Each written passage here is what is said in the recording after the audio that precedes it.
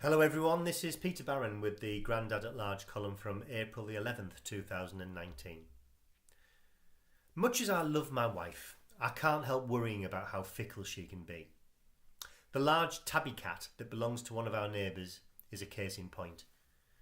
Up until the past week or so, the cat, we've never known its name, has been something of a hate figure. It trots around the garden like it owns the place and is the chief suspect for having snaffled one of the goldfish from our garden pond.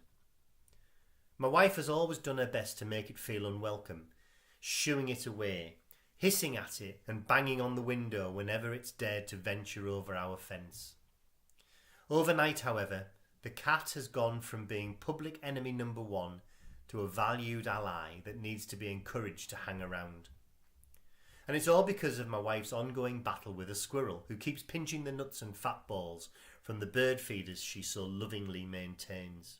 Mr. Squirrel was making his escape after embarking on his latest daring nut raid the other day, but didn't see the cat hiding behind the garden gnome. The tabby launched itself at the squirrel in a terrifying blur of teeth, fur and claws, missing it by inches but giving it the fright of its life. "Good boy, excellent work," my wife shouted in the direction of her former feline nemesis. It was the turning point in the relationship.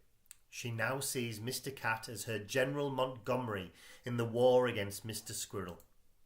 If Monty trots by now, instead of getting chased, she says things like, "You keep an eye out for that squirrel." She'll probably be feeding it next.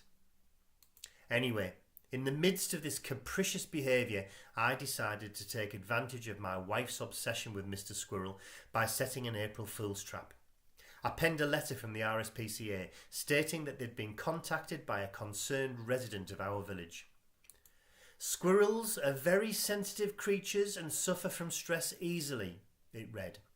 "We are informed that you regularly abuse a squirrel in your garden by running at it, shouting at it, and generally trying to frighten it. This kind of treatment can easily raise a squirrel's blood pressure to a dangerously high level."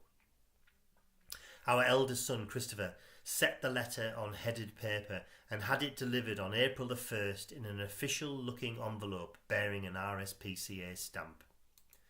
Sadly, she was only fooled for a few seconds.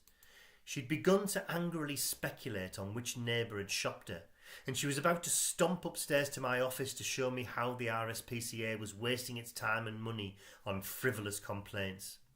The truth only dawned when she examined the signature of RSPCA Director Miss Flora de Lopese, an anagram of April Fool's Day, and realised it bore an uncanny resemblance to Christopher's distinctive handwriting. "I suppose you think you're very funny," she shouted up the stairs.